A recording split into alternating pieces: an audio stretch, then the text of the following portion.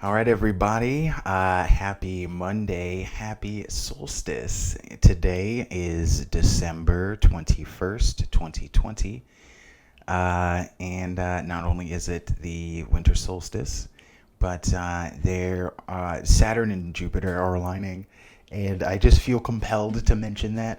As little as I understand about the astrology, the astrological significance of it, I do understand the importance of time, and that the last time this happened was during the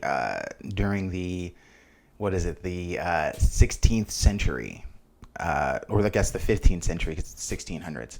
It's like 1685, something like that. Um, and so I find that interesting. My cousin, he worked in naval sonar, and he's huge into astronomy. So he has a highly sophisticated, very expensive telescope, just a big old telescope, big old tube. And I am waiting for him to post high resolution, like 4K photos of it.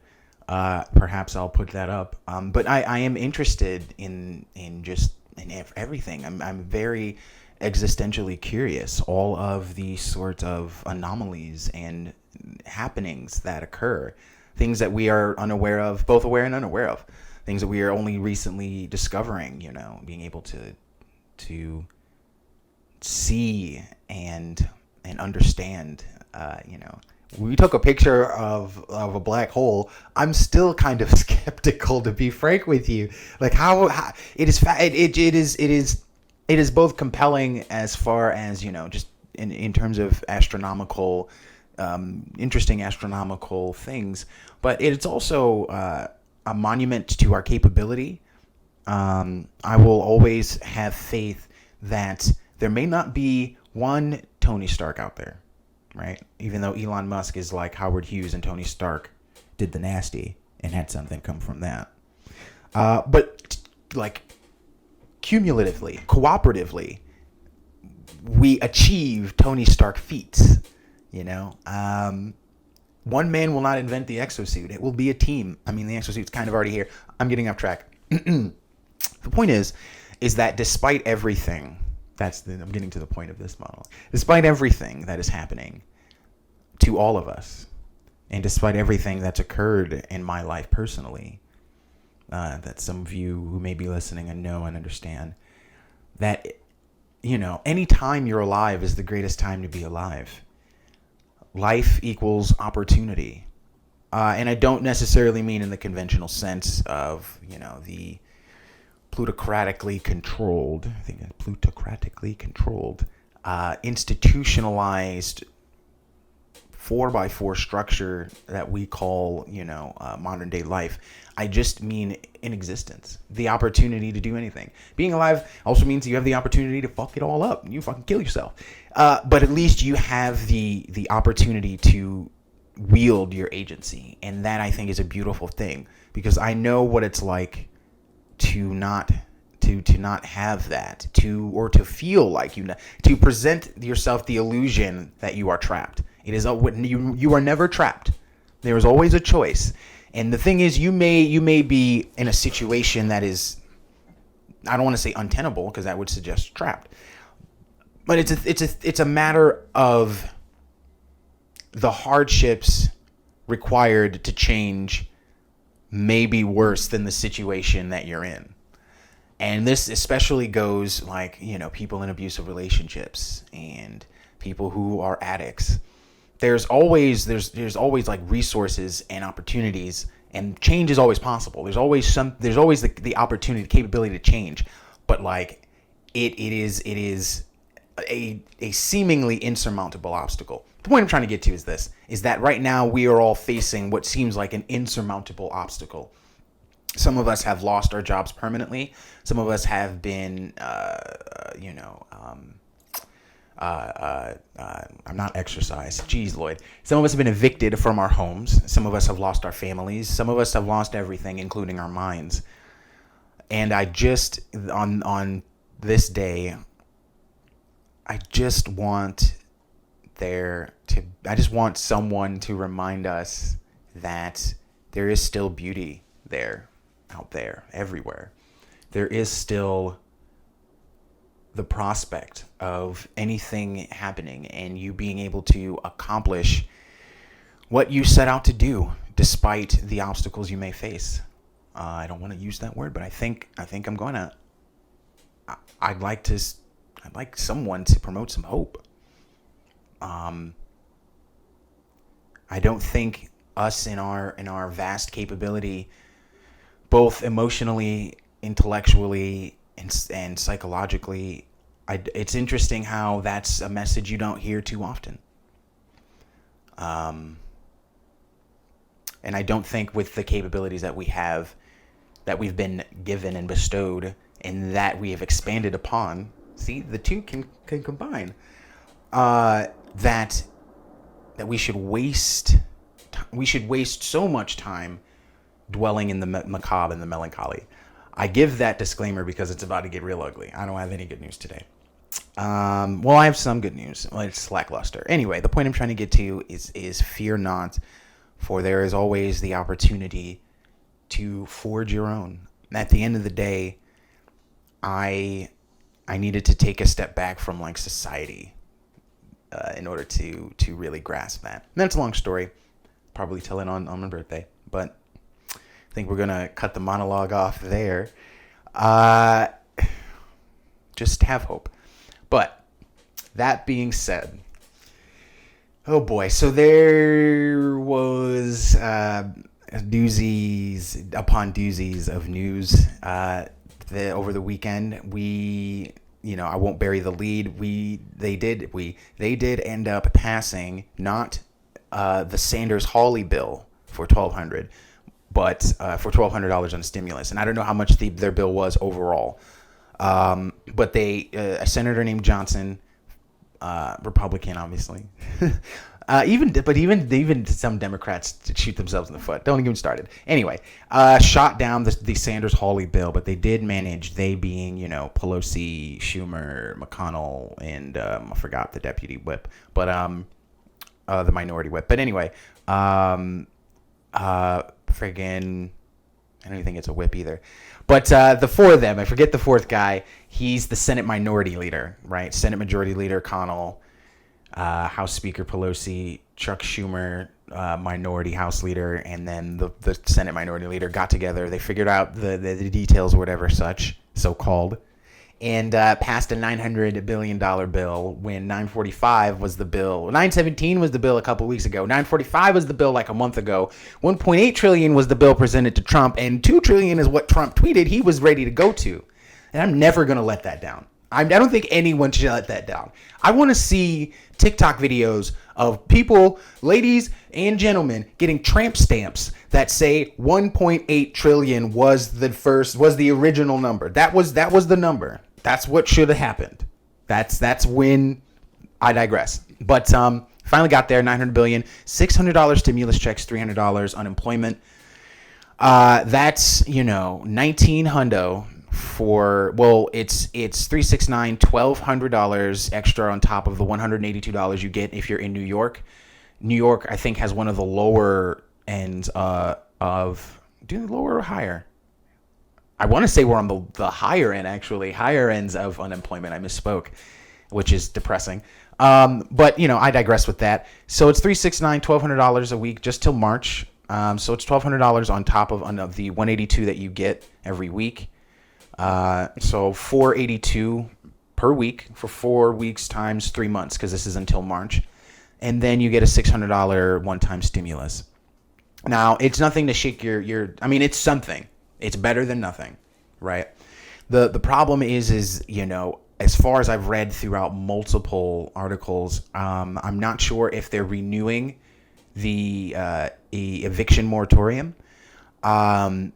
What's ended up happening, as far as I know, is that companies still have COVID protection, so they can't be sued for any incident or anything that happens that's COVID related, which is a litany of things, believe it or not. There's been some stuff left out that was in the first CARES Act that's troublesome. It's worrying, so we'll read about that. There's been a new mutation in the UK.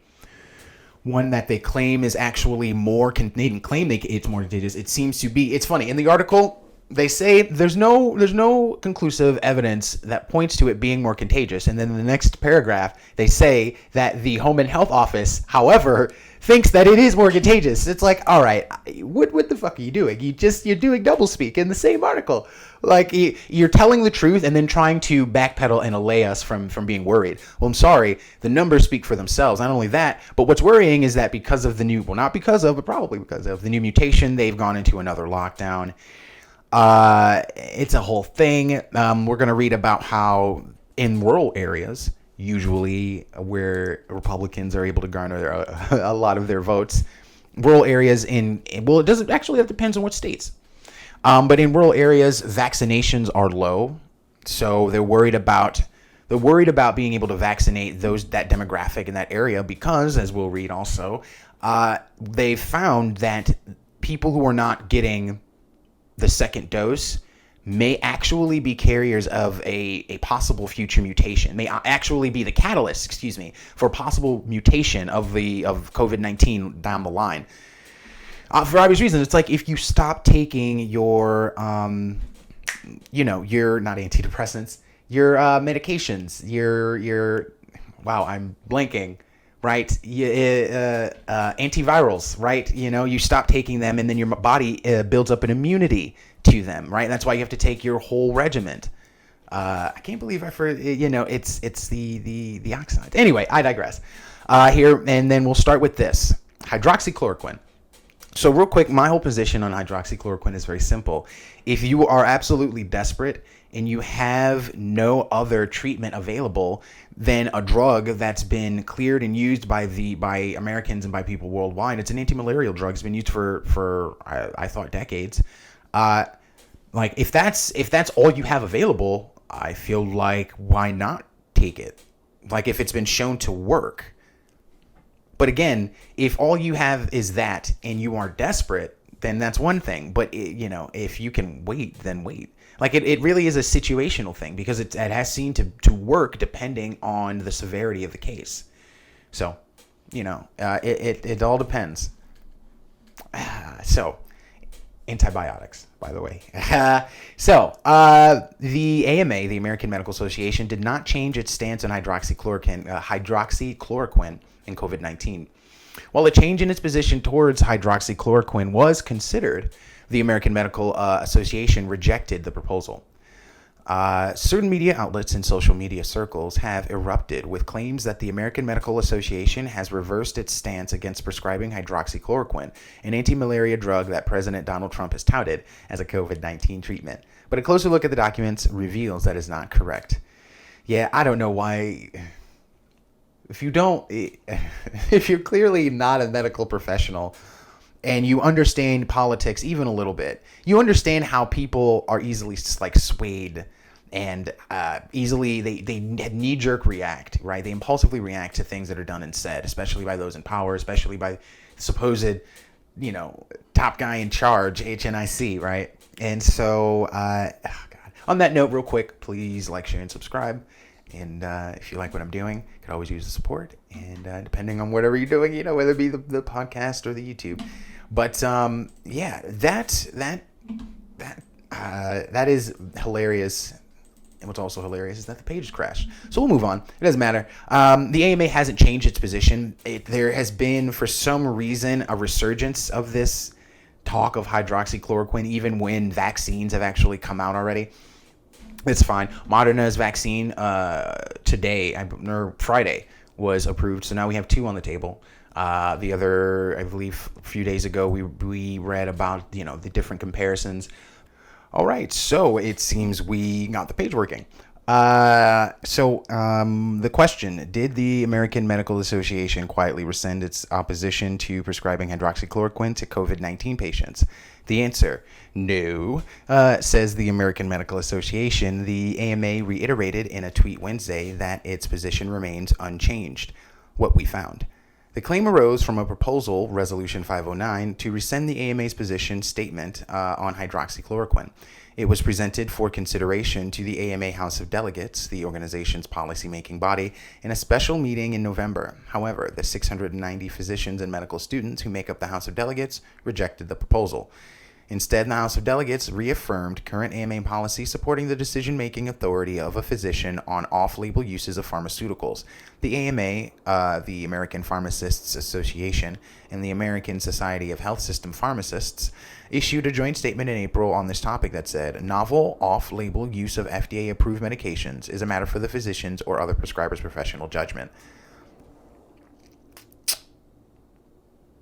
Yeah, right. The proposal argued that the AMA's position calling on doctors to stop prescribing hydroxychloroquine contradicts the policy that the AMA later reaffirmed. The AMA, however, rejected the argument. In other words, the claims were based on a proposal that was not adopted. But basically, they said if you and your doctor decide that that's something you want to do, that's up to you. Yeah. So what's interesting is that they don't suggest you don't use it. That's why it says their position remains unchanged. It suggests that if you and your physician would like to use that, then that's fine. Actually, it's a blanket thing. New off-label use of FDA-approved medications. They're FDA-approved. Go for it. You know, if that's what you have out of desperation, I say it's better than nothing, depending on your situation. But we were just about to mention, so Pfizer's vaccination. Pfizer's vaccination needs to be thawed at -30, I believe. And when you thaw it, it's viable for 5 days. Moderna, however, can be thawed at -4 and is viable for a month, 30 days. Vast differences there. I don't develop vaccinations for a living. I'm not a geneticist, but my first presumption would be, all right, well, why isn't Pfizer's vaccine lasting? What is it? Is it breaking down? Is it like unstable or something? Well, what's the deal there? I've never really gotten an explanation or read of an explanation as of yet. Hopefully something would come up, but we'll see. However, in the first major hiccup of the rollout of the coronavirus, states this week found themselves scrambling to adjust as they received word that they would get between 20 and 40% less vaccine next week than they had been told as late as December 9th.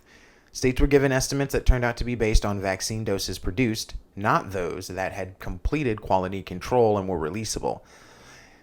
So what happens is that each batch needs to be looked over and verified, and that takes time. And I guess there's only a certain amount that can be looked over per batch. Like the batches can only be so large. Oops. Only on Wednesday and later were states informed of the actual numbers. The ripple effect is huge, said Claire Hannon, Executive Director of the Association of Immunization Managers. The planning piece is critical. We cannot roll this vaccine out on the fly. After 3 days of confusion, the source of the problem was finally clarified Friday. It took 3 days. Clarified Friday night by Governor Jay Inslee of Washington State. He tweeted he'd had a very productive conversation with General Gustave Perna, Chief Operating Officer for Operation Warp Speed, the administration's COVID-19 treatment and vaccination program. That discrepancy was the source of the change in allocations, Inslee tweeted. It appears this is not indicative of long-term challenges with vaccine production. During a news conference Saturday morning, Perna explained that he had not taken into consideration the time it would take for a completed vaccine to go through the full rigorous FDA quality control process. Because the FDA's process is so rigorous. You should hear how they... There's a documentary called The Bleeding Edge, and it talks about medical insert technology. There's actually an orthopedic surgeon who gets his hip replaced with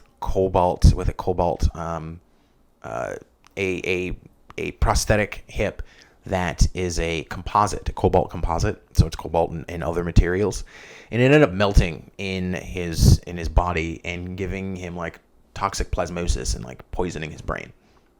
Now, I mean, that isn't to say that all hip replacements are bad. I have 2 of them, but mine are the least. Mine possess the least amount of like metallic metal material as possible at the time. At least that's what I was told. I've never gone off in a metal detector or anything like that, so I took them at their word, and it's been great ever since. My point is that depending on what we're talking about, is really how the FDA works. The reason why you have so many medical inserts that end up failing or being faulty or altogether not going through the so-called rigorous screening process is because you can get a patent and approval for the FDA by having a device that is of like or similar function, right? So if there's a previous device and then you come out with a device and say, well, see, my device does the same thing or does something like the same thing or does it better or does it differently, see? And their device doesn't seem to have any issues. Mine won't, and the presumption is yours won't either. So I digress on that, but I just love the FDA's rigorous quality control process.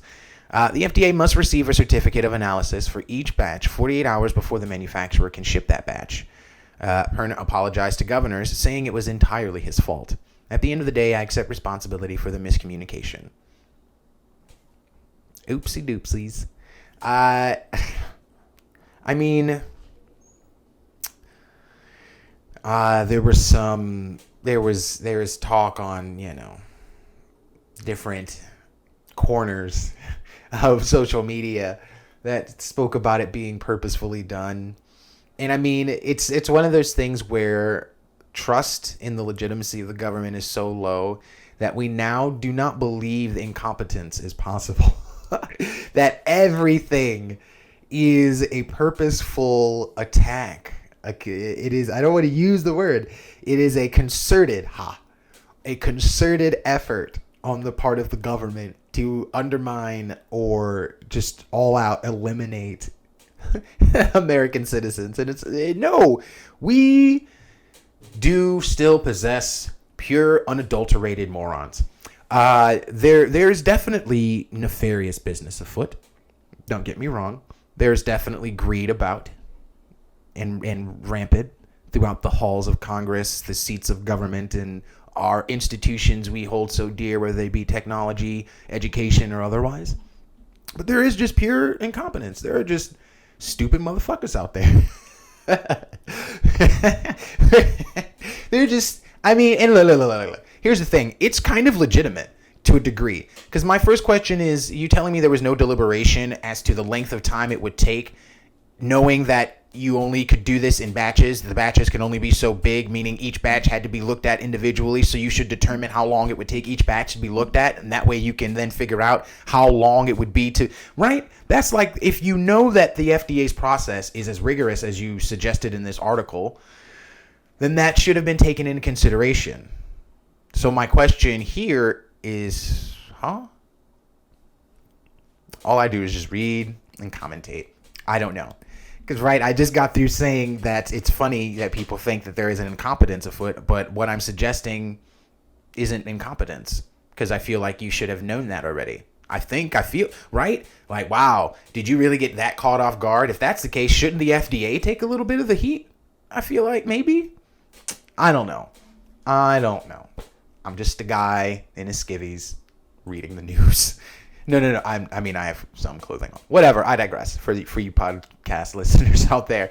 However, I was talking at the top of the show about rural areas. There, I'm looking at a picture of Charlotte, North Carolina. For you listening, I'm at the article. Listening at the article, and when I think of rural areas, not all rural areas are in red states or in southern states. There are rural areas everywhere.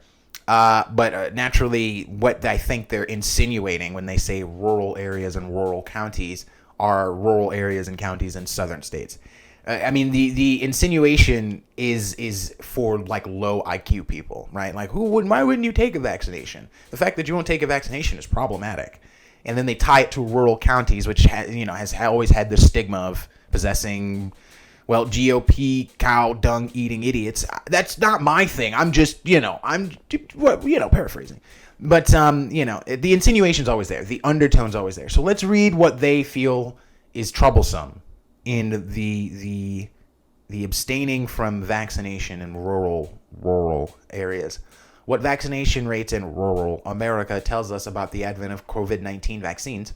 Rural counties have some of the lowest flu vaccination rates. That's a serious problem for the COVID vaccine rollout. Can you tell them I'm having fun? America's poor track record vaccinating people against the flu spells trouble for the coming effort to immunize the nation against COVID-19, experts say, particularly in rural areas where the novel coronavirus is raging out of control. I'm just waiting for them to call someone stupid. No. A USA Today analysis of flu vaccine rates among Medicare participants shows that rural counties from West Texas to northern Nebraska to the upper peninsula of Michigan, had some of the country's lowest vaccination rates in 2017, the most recent year with the data. It's a pattern that holds true across America. Right. Okay, well, they've answered my question then. It doesn't really matter where, apparently, according to them. The more rural the county, the lower flu vaccination rates tend to be, because the more rural a county, the more conservative, the more likely they are to be conservative and low information voters. Less likely to be college graduates, more likely to be blue collar workers. We know the shtick. I've always been an advocate of looking at the numbers to gauge a reaction beforehand, but to look at it with a more critical lens than we see, from most people and from government.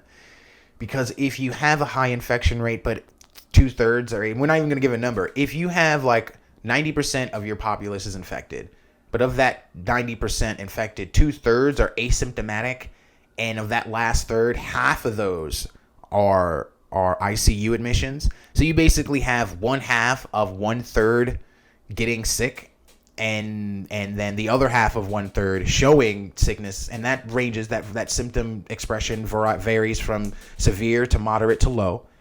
And then you have 2/3 asymptomatic. Do you think there should be a government shutdown and mass vaccinations?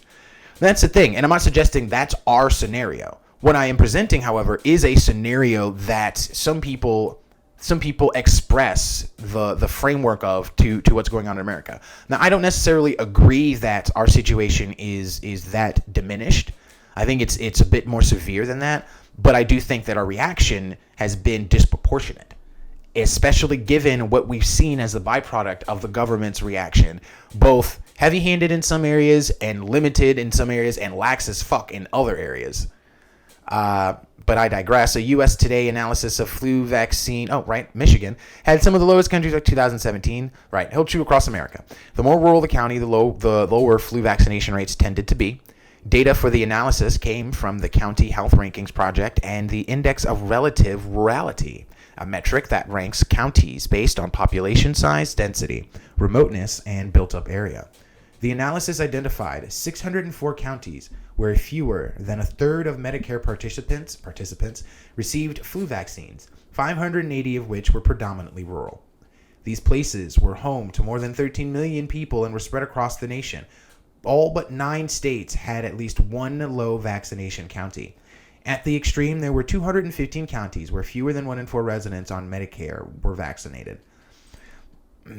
Now, what I'd like to see is a sort of comparison, not a comparison, but a side-by-side of these same counties and their infection rate. Not only of their infection rate, but severity of symptomatic expression, right? Because if we have a bunch of people in rural areas not getting vaccinated but not getting sick, shouldn't that say something? If we have a bunch of people in rural areas not getting vaccinated and getting sick, shouldn't that say something? If we have a bunch of people in rural areas getting vaccinated and kind of getting sick, and if that can be sort of navigated as to like what demographics, is it like particularly the old? Is it particularly black people? Is it particularly the young? Is it those who are living in particular? The more specific we get, the more information we can garner, right? But just to say, well, rural counties seem to have low vaccination rates, it's not enough. That's not enough of an expression. That isn't like, that's taking a statistic and not trying to express it in its full totality to get as much information as you can from it. Right, so let's see the infection rates for these same counties. Let's see the symptomatic expression rate for these counties. We ain't gonna see that shit though. That's not how this works. Right, there has to be a narrative that's constructed, and the narrative is that these goddamn backwater rural motherfuckers need to get vaccinated. Oh. We don't have the convenience of jumping into a Walgreens, CVS, or Walmart and getting our flu shot. Our nearest Walgreens and Walmart are 30 miles away. said Dr. Jennifer. Oh, that's a good point too. Said Dr. Jennifer Bacani McKinney, a family physician and the Wilson County Health Officer in Fredonia, Kansas, explaining some of the barriers in rural areas that exist in addition to vaccine hesitancy and distrust. I'd like to see a poll. I'd like to see some sort of comparison of vaccine availability versus vaccine hesitancy and distrust to see which is more prevalent. Because I feel like that was trying to downplay what they really are. I'm sorry. I'm reading between the lines here, and I'm definitely seeing more. No, I'm sorry. Because of financial, storage, and staffing issues, he said, none of the providers in our county and many private clinics across the state do not provide in-clinic vaccinations. So the patient is required to make an additional appointment to get vaccines at a health department. Of course, people who opt out of the flu vaccine might seek it for the coronavirus because the pandemic has killed more people than the annual flu. Well, how do we know that if we've just grouped all of the statistics together? It's the COVID, it's the PIC stat now, right? The pneumonia, influenza, and COVID stat. We don't have straight flu stats since last season. No, actually, last season's when this started. So since the season before last. But yeah, the CDC just changed the fucking thing. So we don't even know. Just stop. That distinction can't be made. At the same time, people who previously took the flu vaccine might not get their shots for COVID-19 because the pandemic has intensified American skepticism of science and drug regulators. As far as skepticism of scientists, I will say that Dr. Fauci lying about the face masks was not helpful. I understand why he did it. I understand that logistically there could have been a shortage of PPE, equipment, masks, or otherwise for first line and healthcare workers, but you lied. And then when you told the truth, you seemed to be cavalier about it. But at least you explained yourself. You were thorough in your break. You explained why. You were thorough in your excusing of your lying, but you lied. You fucking liar. Anyway, no. So ad council, right? Because we're on this thing of trying to get people to take vaccines. Take the vaccine. You have Andrew Yang tweeting out, I wonder if there's a way for everyone to monitor who has and hasn't been vaccinated. He's got a little picture of the graphene medical tattoo, right? We've heard about that. We talked about that the other day, last week. I mean,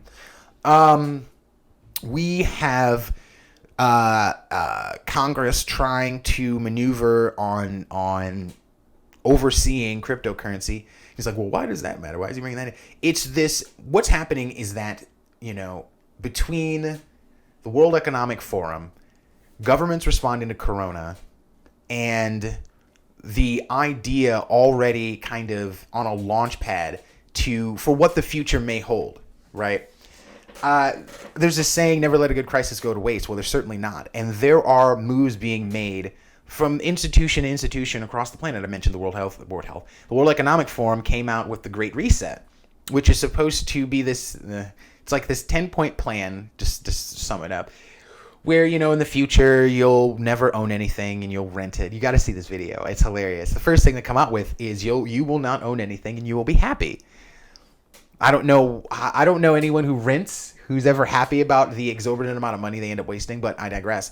The point is that there are massive ad campaigns that are being launched to change the minds really of everyone of the last sort of century of lifestyle of living.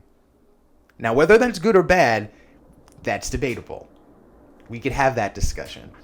But I do want to point out that it's occurring. And we're seeing a massive shift happening in our society. And whether that's good or bad has yet to be seen, because only history will really be able to make that claim. But like I keep mentioning, we are staring off of a precipice, and what we're being convinced of will determine how we feel life should be lived by ourselves and everyone else for the next half century or more. Remember, when the Model T came around, people stopped believing in horses as a mode of transportation. When before flight, no one thought at all that flight was possible. And once possible, not only the first applications were for war, obviously, but then they found commercial usage to not only be appealing, but to be the wave of the future, right? And they had to be convinced of this. And so, those are some good things that humanity was convinced of. I do believe some silly things are happening right now with things like critical race theory, which is racist. I'm sorry. The idea of acknowledging history does not empower you to exercise the same historic institutionalized oppression that you feel you've experienced. That's racist. Inverting the pyramid is sexist and racist, and that's not, especially when initially I thought these groups, the whole principle of these groups was like unification, was like acknowledgement, to be seen as an equal. Doesn't seem to be the case today. The usurpation of these groups and their causes has led to, the neo-advent, right? The new rising of these forms of civil rights advocacy groups that in fact really just are all vying for power. But I digress, getting way off topic. But it's all about convincing you. All of this is about convincing you. All of this is about influencing. All of this is about trying to shape, mold, and manufacture your perception and narrative. Ad Council readies massive COVID-19 vaccine campaign. We're going to need a lot of Elvises to make this work. You see what I mean? Like, it's an interesting thing. Instead of trying to present information and trying to, on the merit and the honesty and the transparency of your message, you're talking about, like, bringing in celebrities. Like, we're fucking, like, monolithic, idiotic children, kind of are. And we need the most popular guy in the block to tell us that this is good. Oh my God. Like, they're gonna launch a massive celebrity ad campaign. Why wouldn't they? Why wouldn't they? The Ad Council is laying the groundwork for a sweeping national campaign aimed at convincing the American public to get that coronavirus or get that Rona vaccine.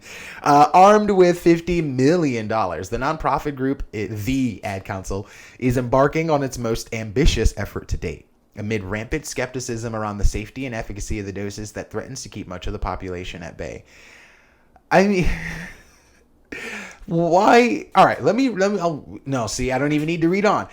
In recent days, okay, I do need to read on. Because my whole thing about it is, like, if there's skepticism, you allay the fears of something scientific by laying out this scientific information as clearly and as in a layman fashion as possible. And that goes with anything, right? Einstein said, if you can't explain something simply, I forgot the rest of the quote. I don't want to ruin. But it's basically like you must break down even the most complex of concepts into the most simplest of explanations, even for the most sophisticated of people. If you can't explain something simply, you don't understand it well enough, I think is the concept, or I think it's the paraphrase, the quote. The point is that I am greatly worried as well as vexed that in their response to skepticism, this is not just America, this is global. You're reading about Brazil last week. In response to skepticism for something going into our bodies that could permanently alter us, they give us celebrity pandering, right? They're prepping a whole campaign of prevarication.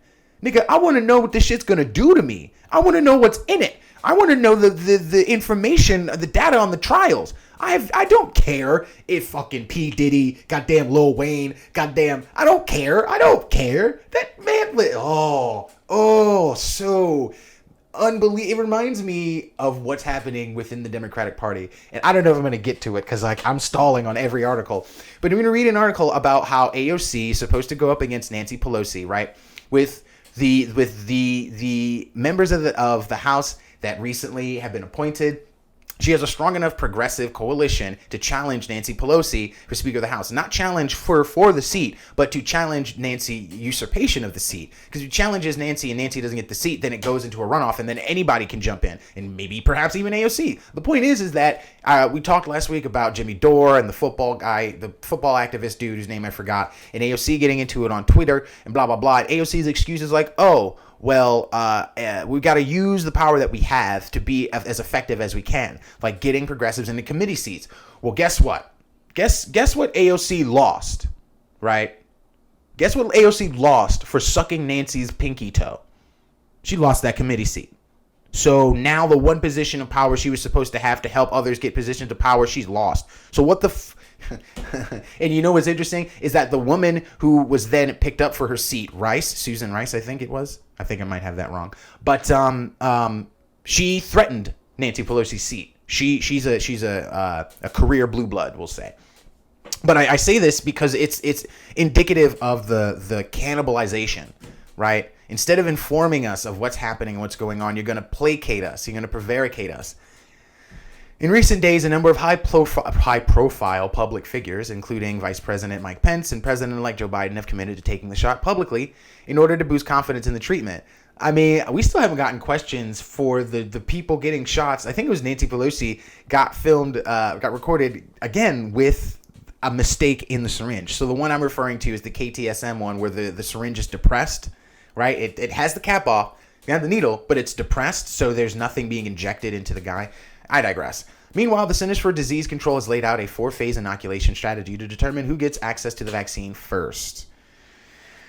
Oh, I almost want to cover that. But I actually have a feeling that might actually be revamped, depending. But let's read on. Speaking to Yahoo Finance Live, the ad council said the group is aggressively looking to recruit a diverse group of influencers, from celebrities to healthcare professionals, which no one's going to listen to church leaders, right, to build confidence in the vaccination process. Well, if they don't trust the scientists, why would they trust the healthcare professionals? That'll probably be the number the number that is least fulfilled, the demographic least fulfilled. Anyway, we've been in the social good space for a long time, and we've worked on a lot of campaigns on COVID-19 since the crisis started. But this is literally the largest in our lifetime in terms of size, scale, scope, and emergency, Chief Campaign Development Officer Michelle Hillman said on Monday. Pfizer and German partner BioNTech rolled out the first tranche of the 2.9 million doses of its coronavirus vaccine on Monday to healthcare workers and nursing homes. Prioritized in the first phase. And Moderna, which received EUA approval for its vaccine late Friday, is expected to follow. However, with essential workers next in line, the vaccines aren't expected to reach the general public until the spring. And recent surveys suggest that the third and final phase may prove the most challenging. All right. I remember when BioNTech was where I wonder what BioNTech's stock is worth right now. I'm sorry. I'm curious. 106. I remember when it was in the single digits. I invested in Sorrento. I had no idea. I don't even know how BioNTech got with Pfizer. Sad times. At any rate, new vaccine. I believe Oxford actually worked with Sorrento or sold Sorrento its patent for its saliva-based test. Still waiting on that. Don't invest in Corona stocks. Unless you have the money for it now. You got $100 per share. Anyway, Oxford vaccine shows strong promise in preventing COVID-19. In a new study, researchers report further data from the phase 1 and 2 clinical trials of the ChAdOx1 and COVID-19 coronavirus vaccine. Findings show how ChAdOx1 and COVID-19 induces broad antibody and T-cell functions. The research was conducted by a team from the University of Oxford. Previous studies have shown that in order to develop any vaccine against SARS-CoV-2, two key elements of the immune system need to be activated. A neutralizing antibody against the coronavirus spike protein that is likely to be critically important to protecting against the disease, as well as robust T-cell responses. In the study, the team analyzed the immune responses to ChAdOx1 and COVID-19 and showed the potential of this vaccine to induce protection against COVID-19 disease and provides additional reassurance of the safety of this approach. The team outlines the early stage planning involved in the design of phase 3 trials to investigate 2 booster dose schedules, a standard dose followed by a second standard dose, and a standard dose followed by a lower dose. Yeah, all right. So, that's some good news on the horizon. We'll see. This was talking about earlier. Skipping your second dose of vaccine could lead to the virus mutating. Like with antibiotics, you have to do your entire antibiotics. I couldn't remember earlier. You have to do your entire regimen, or your body ends up developing not an immunity, but it adjusts to what the antibiotics are doing. They become resilient, antibiotic resilient, and then you have an issue. With this though, right, you have a mutation. Actually, I think that's what occurs. Your body becomes antibiotic resistant because the infection is mutated, the disease is mutated. But again, I'm not a virologist. I don't know. Anyway, let's read. As Pfizer's COVID-19 vaccine begins circulating, there is another big logistical challenge ahead, reminding people to get that second dose. Both vaccines developed by Pfizer and Moderna require 2 doses spaced several weeks apart. People who get immunized often feel fatigued or sore shortly after the shot and may experience fever, particularly after the second dose, according to clinical trial data. Doctors say those immediate short-term side effects are a positive sign. The immune system is revving up production. That's true. The side effects are similar to that of the shingles vaccine, but studies show about 20% of the people who get shingles skip the second vaccine dose. Experts say if that happens with the COVID vaccine, there could be consequences. The worst case scenario is that skipping could allow the virus to spread and mutate and potentially build resistance to the vaccines. That outcome is considered unlikely, but the World Health Organization announced Monday it detected a new variation in England, showing the virus is already mutating without the evolutionary pressure of a mass vaccination campaign. Right, and as we'll read, they talk about how the mutation, they don't know assuredly that it's more contagious, but more likely than not, it's showing that it's more contagious. So yeah, we will read about the new mutation in just a second here. Nearly 8 million Americans, however, fell into poverty since June. That's the lockdown. It's Exodus. Okay, so because I want to do this in terms of relation. So we're actually going to go to the new mutation. What we know and what we don't know about the UK coronavirus variant in the UK. They recently got a new mutation, and as you know, we'll also read the UK went into a new lockdown recently. They are losing control of it, and in a situation where, and again, this is actually similar to what Paul Alexander, the Health and Human Services science advisor, was talking about. In a situation where you have a tight-knit population of mostly younger people, and I actually don't know the population demos for the UK, but let's say hypothetically you have a tight-knit city like London full of 2/3 young people. I can definitely understand the idea of wanting to not necessarily purposefully infect them, but to allow the infection to spread naturally, to allow it, a natural immunity to occur. The problem is that we have an aging population. It's something like 60 or 65% of our population's over the age of 60. So we don't necessarily have that luxury. And in a situation where the UK might have had that luxury, they now don't because it's mutating. It's mutating beyond their capacity to deal with it or understand it. Well, let's read. The UK has identified a new potentially more contagious coronavirus variant linked to a recent surge in cases in England. And again, you always notice how they never break it down. Like, okay, so more people are being infected. How many more asymptomatic than actually showing severe symptomatic expression? That's always it for me. How many are asymptomatic? How many are showing? How many are symptomatically expressive, and to what degree? That's important. Those are the important. Those statistics and ICU intensive care statistics, then death statistics, and then last is the actual number of infected. Just somebody being infected with corona is not enough. It's not enough. They have to be symptomatically expressing. Right? You can be infected, quarantine yourself, boom, you're done, you're fine. Okay, it goes away if you're asymptomatic. It doesn't bother you. The fact of the matter is that if you are in an area, or if an area is showing a high rate of intensive care admissions, a high rate of severe symptomatic expression, that means that the disease is mutating again. Because remember, we're now in some sort of weird asymptomatic phase, right? When the second wave first started, we saw a lot of the people who were being infected were asymptomatic. I'm not saying don't react. I'm not saying do nothing. I'm saying react to the reality of what's happening. This knee-jerk hammer meets every situation has caused, as we'll read, 1 in 6 restaurants in the United States are gone. And we're like, well, just fucking restaurants, who cares? If they understand that's part of the backbone of American entrepreneurship is like retail and restaurants, corner stores, and food shops, bodegas and shit like that. Come on now. Oh, the new variant is being called VUI 2020-1201, the first variant under investigation in the UK in December 2020. So it's the first variant under investigation in the UK. I wonder if there's any globally.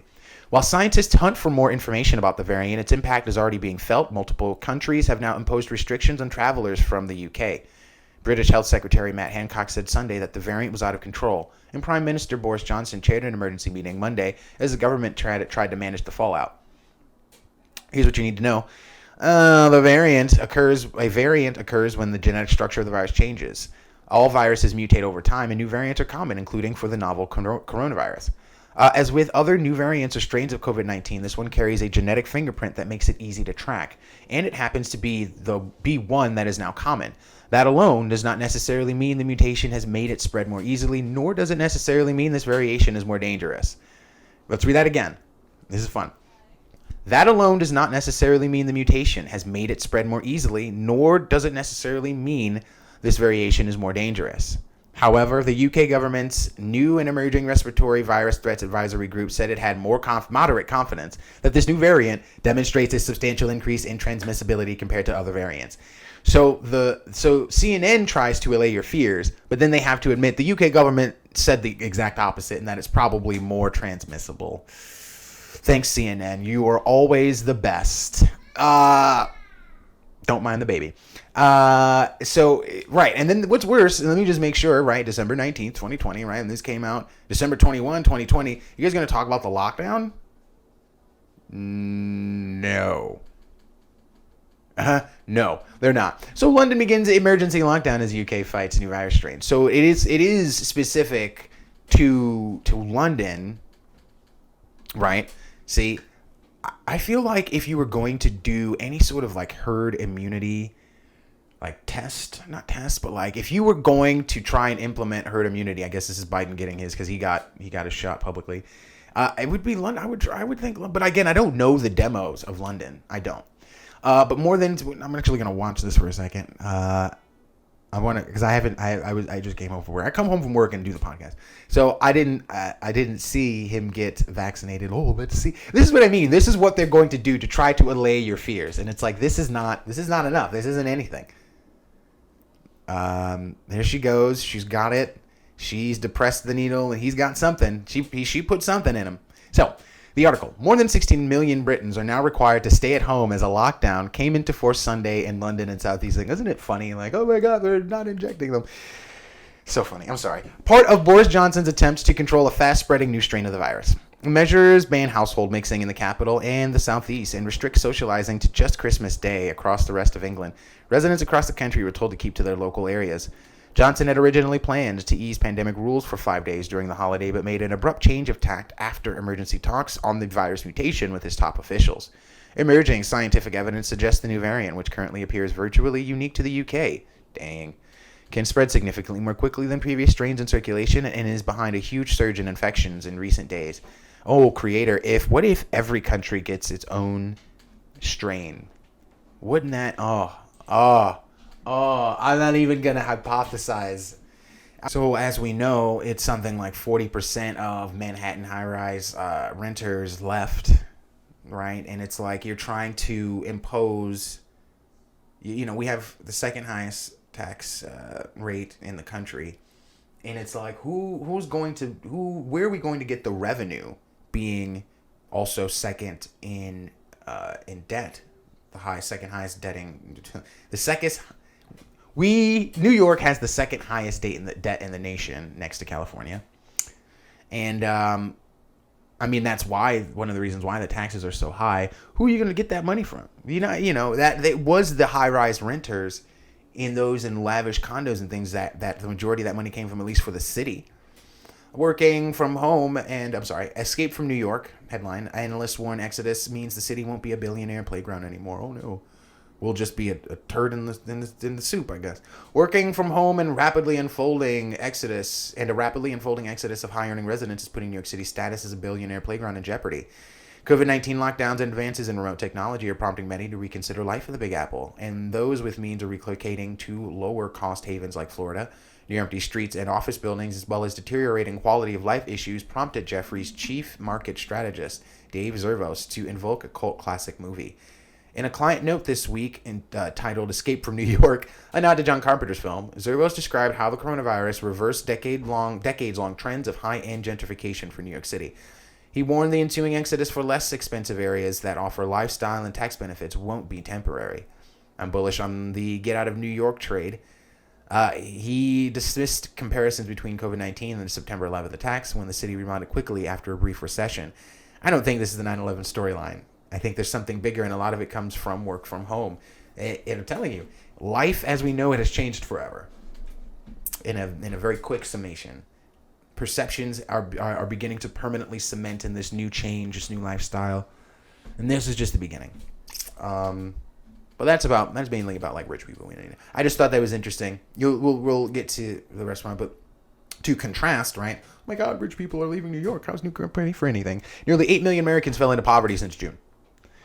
Right, and what's interesting is that, because of the renters moratorium, those renters that were still paying, you saw a decrease in rent because landlords were losing properties. They were losing properties. They were losing renters of their property, so they needed to keep people as much as possible. The problem is that despite rent dropping precipitously, people don't have money. There's no money. So, nearly 8 million Americans have fallen into poverty since June due to a combination of rising coronavirus cases and dwindling federal support. According to a study released Wednesday by economists at the University of Chicago and Notre Dame, the national poverty rate rose by 2.4 percentage points from 9.3% in June to 11% in November, putting 7.8 million people below the poverty line. The researchers pinned the rise in poverty on households exhausting stimulus checks and the July 31 expiration of enhanced unemployment benefits, both issued through the $2.2 trillion coronavirus aid relief. So consider this. Almost 8 million more people have gone into poverty, and the stimulus they've passed is half as much. It's half as much as we got when there were 8 million less people in poverty. Nancy Pelosi's reasoning is that we have a vaccination now, but that's no reasoning because not everyone has a direct deposit, so not everyone's going to get their check on July 4th, which is what everyone is predicted to get. Anyone with direct deposit who got a check last time is predicted to get their check July 4th. 1, 2. There are 8 months between when we last saw like federal relief and now that has to be made up for a lot of people. Debt works in a variety of ways. Borrowing money from people, staving off your landlord, staving off any sort of bills, any creditors that are coming in, things that you've been needing to pay or get fixed, right? They may have a chance of getting that done, but then there's nothing for them afterward. That's the thing. There's this idea that like, oh my God, I don't know this idea Nancy Pelosi's putting forward, but I know she doesn't believe. Oh my God, there's a vaccine, so things are going to immediately turn around. There's no need for any sort of long-term support or help. It makes no sense. So, this was supposed to be the article about... This was supposed to be the article about... you can see the URL. 1 in 6 restaurants have closed down, but either they've taken down the article since I had the article up, or they want me to sign up. Either way, 1 in 6 restaurants have closed. Mom and pop shops suffer worse than chains. We saw things like $4.4 million, I keep bringing that up, go to Joel Osteen. Numerous small businesses in an attempt to get money from the PPP were either told they didn't qualify or were given such bureaucratic loopholes to jump through that they were unable to receive the money. And I don't know if there was any oversight in the next iteration of PPP, like any sort of moratorium on oversight, any sort of change here. But California reports... going to continue to California. I had the whole thing lined up. Because the next article is about California elites making hospital donations to jump in the line for the COVID vaccination. So California reports record COVID cases and deaths despite the strictest lockdown. On December 4th, a bipartisan group of California legislators sent Gavin Newsom a letter urging him to reconsider his order closing outdoor playgrounds. While we must appropriately consider best practices to reduce the risk of COVID-19, we also must ensure the children across the state are not unfairly deprived of their opportunities for outdoor access and play.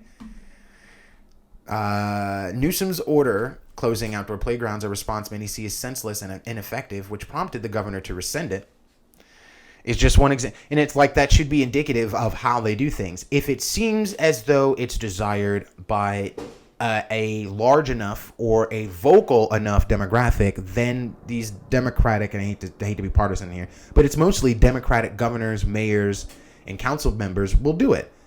And if it seems like it's hated by a large enough or a vocal enough group, they won't do it. But it's just one example of the hardline approach California public officials have taken in their attempt to mitigate the virus. Other restrictions include a 10 p.m. curfew, bans on outdoor dining, religious gatherings, as well as school closures. Surveys in recent months have shown California's restrictions are some of the strictest, but sadly and predictably, they don't work. The data shows California smashing its previous highs. To put that into perspective, the number of deaths in California reported on Wednesday was more than double the daily number high of any previous month. Yeah.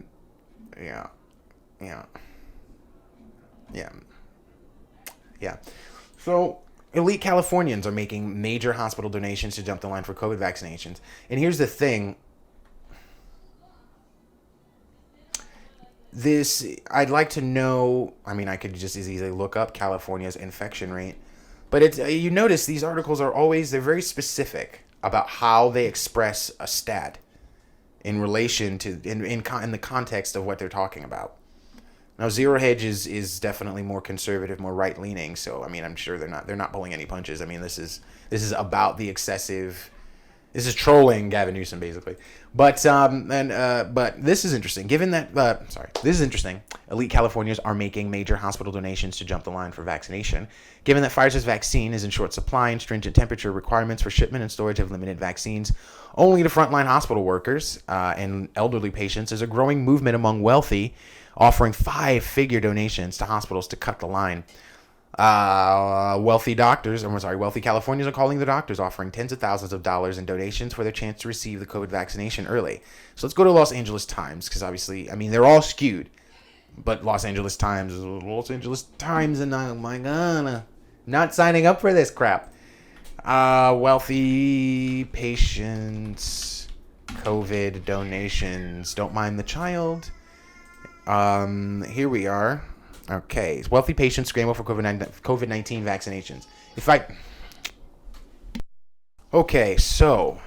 Wealthy patients scramble for COVID-19 vaccine. If I donate $25,000, would that help me? Oh my God, I cannot catch a break. They all want you to subscribe. I'm not fucking subscribing. They're offering tens of thousands of dollars in cash, making their personal assistants pester doctors every day and asking whether a 5-figure donation to a hospital would help them jump the line. The COVID-19 vaccine is here, and so are the wealthy people who want it first. We get hundreds of calls every single day, said Dr. Hassan Ali, who runs Beverly Hills. Of course, it's Beverly Hills Concierge Doctor. His clients, who include Ariana Grande and Justin Bieber, pay between $2,000 and $10,000 a year for personalized care. This is the first time where I have not been able to get something for my patients. Oh, gee golly willikers, you gotta wait in line like everyone else.